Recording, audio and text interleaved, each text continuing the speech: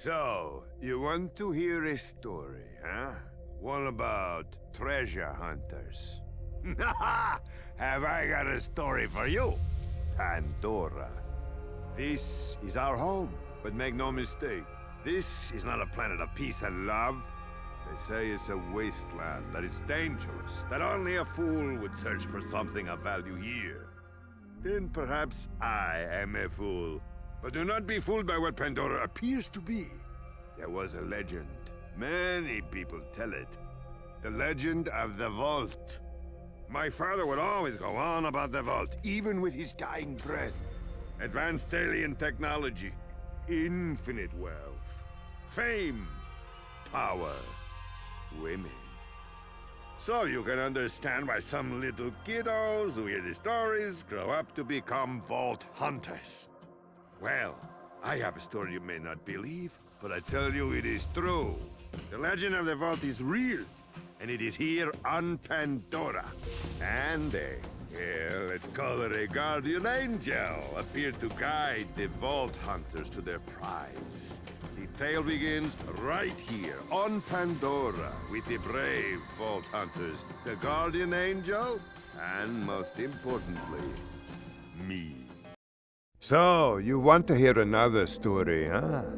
One where the very fate of Pandora hangs in the balance? If not, too bad, I'm telling you anyway. First, there was the Vault, an alien prison opened with a mystical key. To the warriors who opened it, the Vault was just a container of tentacles and disappointment. They vanished into the wastelands, certain that the Vault held no treasure at all. They were wrong. The Vault's opening triggered the growth of iridium, a priceless alien element. Soon, the rare and valuable mineral emerged all across Pandora. Its appearance attracted many, including the Hyperion Corporation. They came to Pandora to mine iridium and bring order to the savage planet. Through their excavations, Hyperion uncovered evidence of an even greater vault. Their leader vowed to find it, to use its power to civilize the Borderlands, once and for all. But Hyperion weren't the only ones searching for the next vault's alien power. The call of danger and loot is not so easily resisted. Certain warriors came to Pandora in droves to uncover its hidden secrets. Some would call them adventurers. Others call them fools. But I call them Vault hunters. Our story begins with them, and with a man named Handsome Jack. Only once. Why? That is a long story. After the fall of General Knox, I wandered Pandora as a hired gun. One day, I received a job offer from a low-level Hyperion programmer. Come to the moon, it said. Hunt a vault, be a hero. I didn't trust Hyperion, but I was too hungry to pass up a paying job. And what did you find? Violence, insanity, and a hero.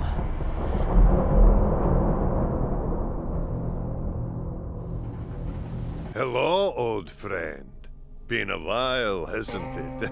I bet you're wondering what became of our Vault hunters. Let me tell you a story. After the death of Handsome Jack and the fall of Hyperion, Pandora was at peace, as much as it ever was. Their mission complete, the Crimson Raiders set their sights beyond the stars. You remember the Vault Key, right? It had that map with all the crazy floating holograms. The Vault hunters believed it would take them to vaults across the galaxy.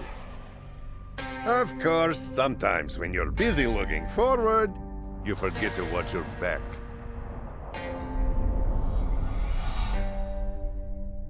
A story, huh?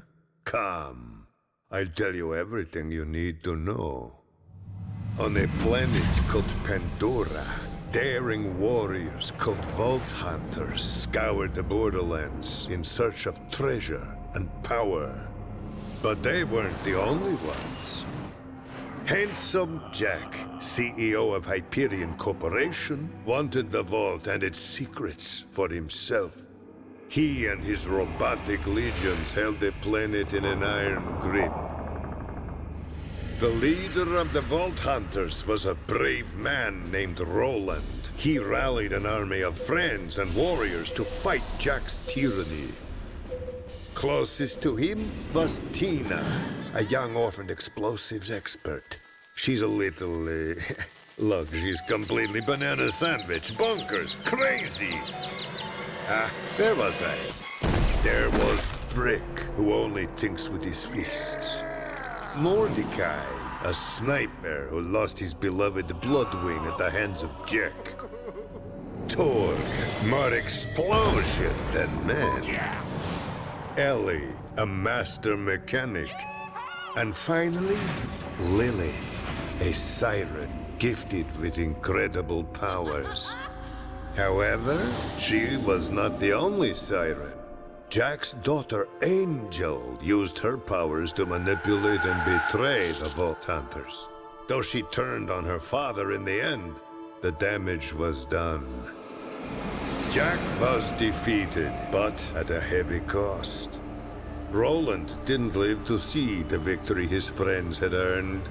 Sometimes a hero's reward is little more than a gunshot to the back at the hands of a coward. The ones Roland left behind still had much to do.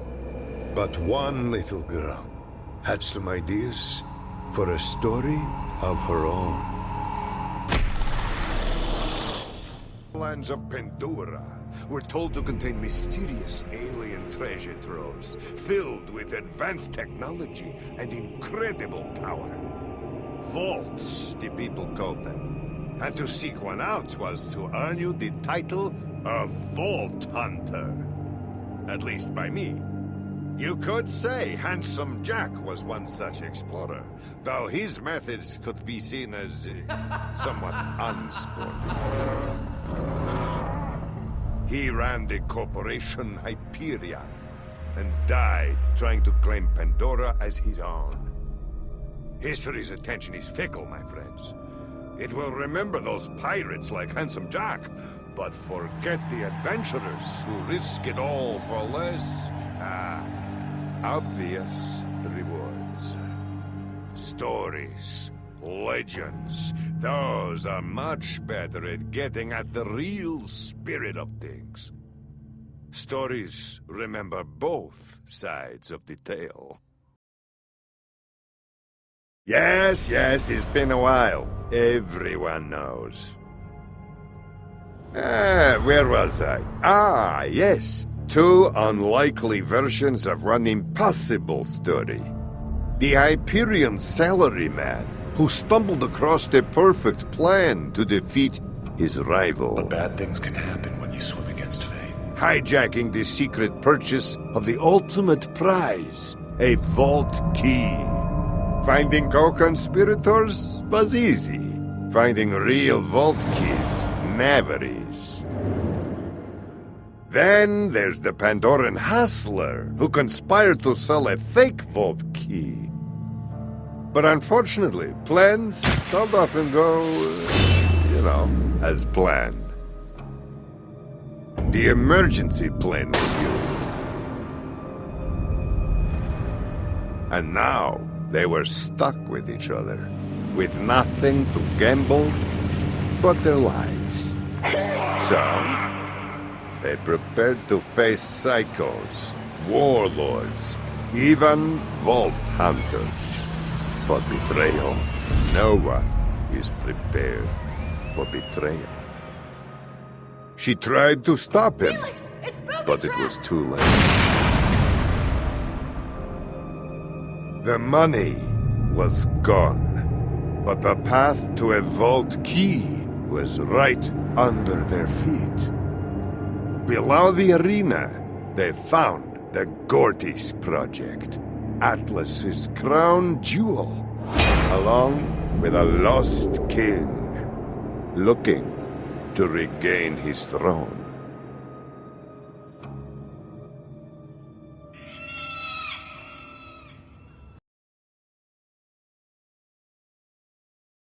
Back so soon? What's the rush? Okay, sit down, shut up, and pay attention. The misfit Vault Hunters had discovered the secret location of the Gortis project, but getting there wouldn't be easy. Hyperion had not forgotten about their renegade employees, and the native Pandoran wildlife was, just getting to know them. They escaped with their lives, but not much else. Out in the wasteland, the former middle manager discovered Handsome Jack riding shotgun in his brain while having a shotgun pointed at his head. Fancy meeting you two here. A precarious position, to be sure, but nothing compared to the con artist. The price on her head had attracted all kinds of thugs and gunmen. You'd think that would have been the end of her story. But hey, you never know when a polite reprogrammed killing machine will drop in and save the day. Was she bothering you? Back on the trail of the Gortis project, they found a wondrous hidden city, risen from the corpse of a ghost town. But unfortunately, their moment of awe and victory was to be the advantage of their opponents. Taken hostage and forced to surrender the keys to the kingdom, they had to go all in on one last gamble. This chapter of the story begins with the questionable choice to trust Handsome Jack.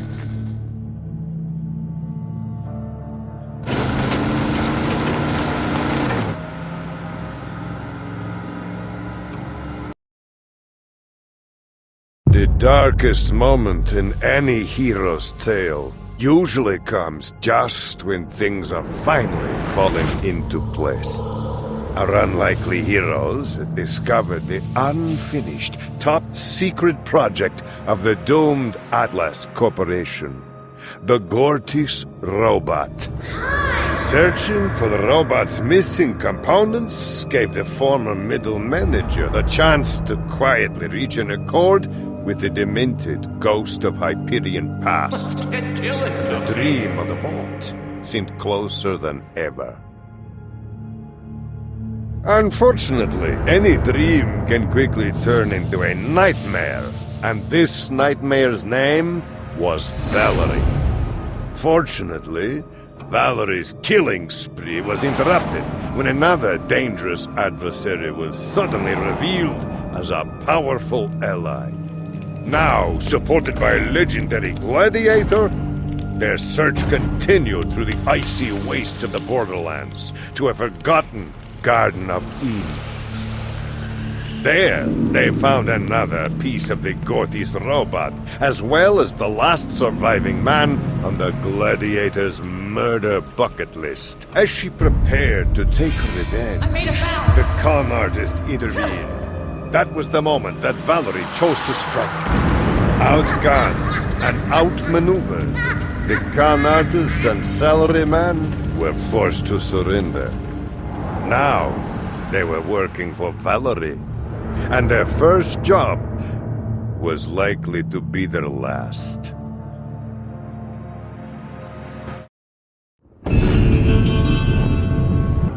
Or should I say, finally, huh? Yeah, whatever. I don't write this stuff. If you recall, the long journey to the Vault of the Traveler actually began by accident. Atlas's Gortis robot was designed to not only summon the Vault of the Traveler, it was also meant to deal with the complications of entering the vault. Two unlikely Vault Hunters began to assemble it, but one component remained out of reach on a Hyperion space station.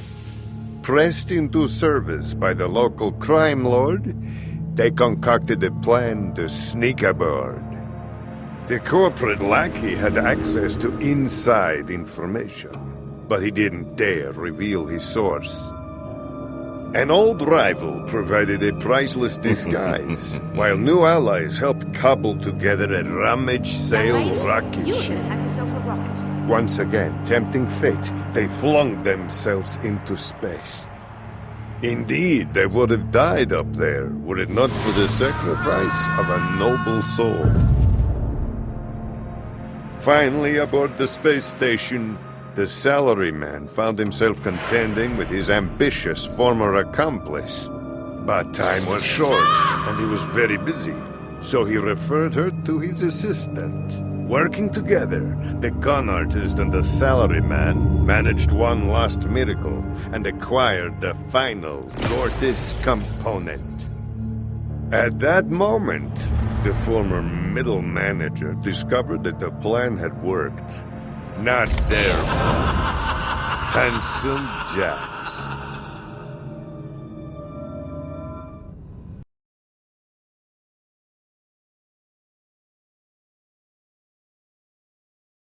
So, you want to hear a story, huh?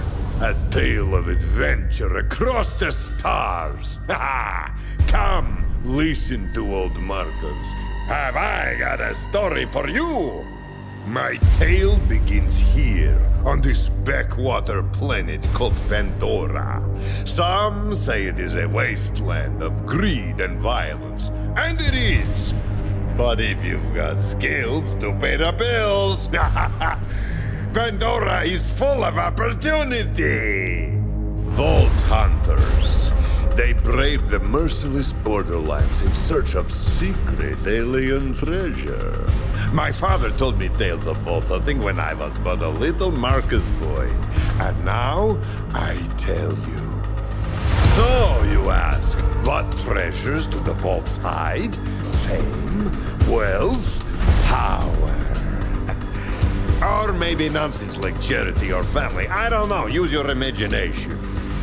Whatever the prize, a vault hunter must have the determination to seize victory from the jealous hands of fate. Now, my story is about a very special band of vault hunters who have only just started their journey. They are bold and hungry. Maybe old Marcus tells you this story because they remind me of you. Just a little, don't let it go to your head. These new vault hunters are answering a siren's call. Her name is Lilith, and she is a hero, savior of Pandora a dozen times over. Lilith is recruiting a team to hunt for a map. A map that leads to vaults all over the galaxy. But she is not the only one. Dark forces have gripped the Borderlands. A new threat, unlike anything the galaxy has seen before. My story begins right here on Pandora, with our new Vault Hunters, their siren leader, and, most importantly, me.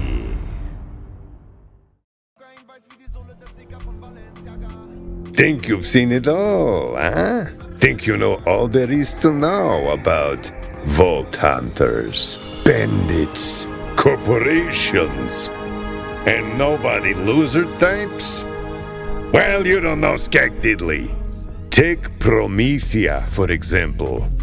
A civilized place, as far as planetary-sized piles of excrement go. A planet still recovering from its war with the Malewan Corporation. The rival Atlas Corporation is in bad shape. Reese Strongfork, the big-shot CEO with the regrettable mustache, is scrambling. He's on the cusp of something big. But he's not the only one. And into this pressure cooker steps Dr. Anuradha Dar, genius inventor, socially awkward, do-gooder type. She works for Atlas, been tinkering with a big, award-winning idea. Her brother, Octavio Wallace Dar, Meridian City's most well-known man, at least in his own mind, he's convinced his big break is just around the corner.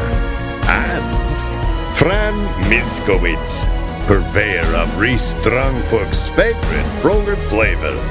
She's hoping for a big insurance payout after that regrettable Malawan laser incident. So, you're probably asking yourself, what makes these three so special? And the answer is nothing. Yet. Bad things happen to everyone. Getting fired by your boss during a planetary invasion is bad. Starting a street war with that planetary invader is bad too. Having your business blown up more by those planetary invaders, also bad. Yep, 3 doofuses got hit with some really bad things. But that's not what makes them special. What makes them special is what they do with the bad. Forget corporate armies. Forget courageous vault hunters. Sometimes, all it takes to change the galaxy is a trio of losers trying to get through a bad day. And maybe, just maybe, they uncover a shiny little nugget of good. What were we talking about again? The ding-dongs with the weird crystal. You see, when opportunity knocks, it's always tempting to open the door. But one must be careful of what awaits on the other side. And what walks through afterward. The doctor, the bruiser, and a man about town had secured themselves a mysterious treasure. And with it, the attention of many dangerous people, namely Susan Caldwell, chairwoman of the TDO Corporation. But those were worries for the future. For now, they had to rest, regroup, and figure out exactly what they'd gotten their hands on. Most stories in the Borderlands start bloody. They end bloody too. And really, the bit in the middle isn't too great either. But every once in a while, things aren't so bad. This is the situation our 3 doofuses found themselves in. After successfully pitching their opposite of a gun on sink or swim, the genius, the rage monster, and the big dumb idiot had the world on a string. Well, for the most part. Anu, the competent one, intended to collect a corpse.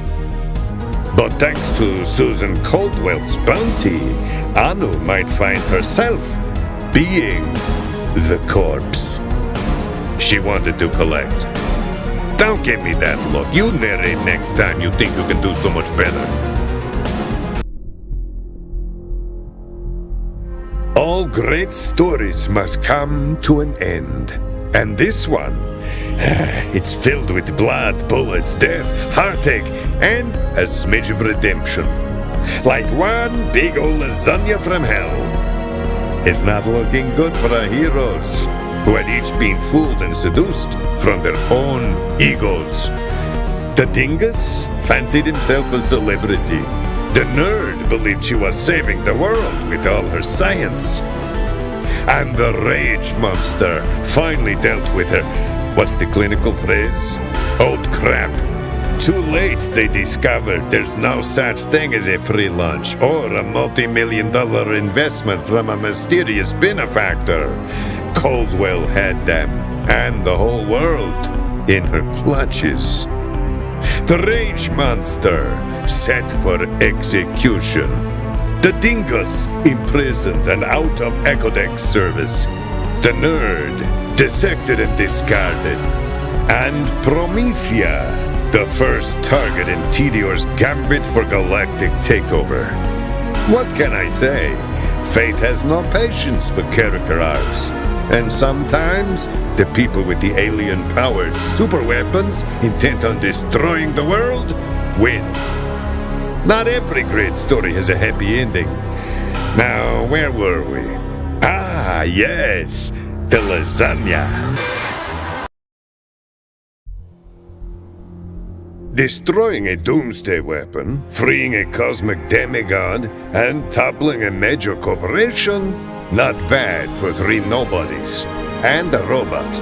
After that, Promethea returned to business as usual. Corporate squabbles, casual murders, holidays with the family. So, any idea where the shard is heading? Not a clue. No one's made any sense of its trail. It's funny. This Anu and Octavio, 2 siblings who hadn't spoken in years, but ultimately risked their lives for each other. 2 halves of a whole. That resonates with you? Oh, yeah. That's the key to this whole thing, isn't it? Wait, what are you saying? I'm saying no one's looked at the bigger picture. It's headed into the Gladius Nebula. Great find, Fiona. And she's gone. And she took my wallet? Connor.